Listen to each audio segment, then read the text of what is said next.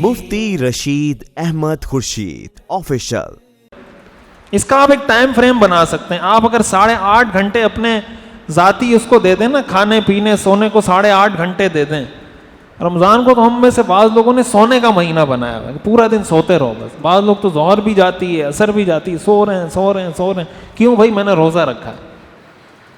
بھائی روزے کا کیا مطلب ہے؟ نماز بھی چھوڑ دی. روزے کا تو مقصد تھا نماز زیادہ پڑھیں, روزے کا تو مقصد تھا تلاوت زیادہ کریں, روزے کا تو مقصد تھا ذکر زیادہ کریں. ہماری ظہر بھی جاری ہے, عصر بھی جاری ہے, مغرب میں افطاری میں بیٹھے, افطار پارٹی ہے تو مغرب بھی گئی, اور گپ شپ میں بیٹھے تو عشاء بھی گئی, تراویح بھی گئی.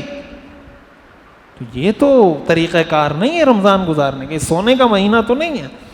آپ طے کر لیں بھائی 8.5 گھنٹے یا 9 گھنٹے 10 گھنٹے میں نے سونا ہے, کھانا ہے, پینا ہے, افطاری سحری 10 گھنٹے میرے اس کے بہت ہے نا. 10 گھنٹے 7 گھنٹے آپ اپنے لیے متعین کر دیں, اپنی جاب کے, کاروبار کے, ملازمت کے 7 گھنٹے میرے اس کے. کتنے گھنٹے ہو گئے؟ 17 گھنٹے ہو گئے. 24 گھنٹوں میں ابھی بھی کتنے گھنٹے باقی ہیں؟ 7 گھنٹے. 7 گھنٹے ابھی بھی باقی ہیں. اس 7 گھنٹے میں ہم کیا نہیں کر سکتے؟ 7 گھنٹے ایک معنی رکھتا ہے. لوگ کہتے ہیں ٹائم نہیں ہے ہمارے پاس. کس چیز کا ٹائم نہیں ہے بھائی؟ 7 گھنٹے. آپ 10 گھنٹے اگر سوئیں نا رمضان میں, آپ 11 گھنٹے کر لیں, آپ 12 گھنٹے کر لیں, 5 گھنٹے پھر بھی آپ کے پاس فری ہیں.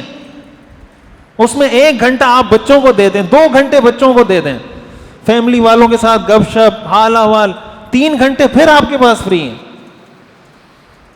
یہ جو ہم بعض اوقات تخمینے لگا رہے ہوتے ہیں نا, ہمارے پاس ڈیٹا نہیں ہوتا. ڈیٹا نہ ہونے کی وجہ سے ہمارے سارے تخمینے غلط ہوتے ہیں. یہ ڈیٹا ہے جو میں آپ کو بتا رہا ہوں. یہ پیپر ورک کریں آپ, یہ بچوں کو سکھائیں. پھر اپنے لیے کچھ ریمائنڈرز لگائیں. ریمائنڈرز کا مطلب یہ ہو سکتا ہے آپ نے آج کے دن میں جو اہم کام کرنے ہیں, مثلاً 5 پارے تلاوت کرنے ہیں, یہ کرنا ہے, ایک پیج پہ بڑا سا لکھ کے کہیں گھر میں لگا دیں. آتے جاتے آپ کی اس پہ نظر پڑے گی, بھائی یہ کام کرنا ہے, ہوا نہیں ہوا. گھر میں کوئی اسکرین ہے, اسکرین پہ کھول کے وہ لکھ کے کہیں ڈیزائن کر کے لگا دیں کہ آج کے دن کے یہ 5 کام ہیں. آپ جیسے ہی کمرے میں داخل ہوں تو اسکرین پہ نظر پڑے تو وہ 5 کام آپ کو نظر آئیں. لیکن یہ سب کب ہوگا؟ جب ہم چاہیں گے. جب ہم چاہیں گے کہ ہم اچھا رمضان گزاریں تو آپ کی اسٹریٹجی ہو, آپ کا فریم ورک بنا ہوا ہو, کنٹرول پوائنٹس بنے ہوئے ہوں, اور اینڈ میں آپ رزلٹ اور آؤٹ کمز دیکھیں کہ مجھے کیا حاصل ہوا کیا نہیں. اللہ تعالیٰ کی ذات سے امید ہے کہ اگر ان باتوں پہ ہم عمل کر لیتے ہیں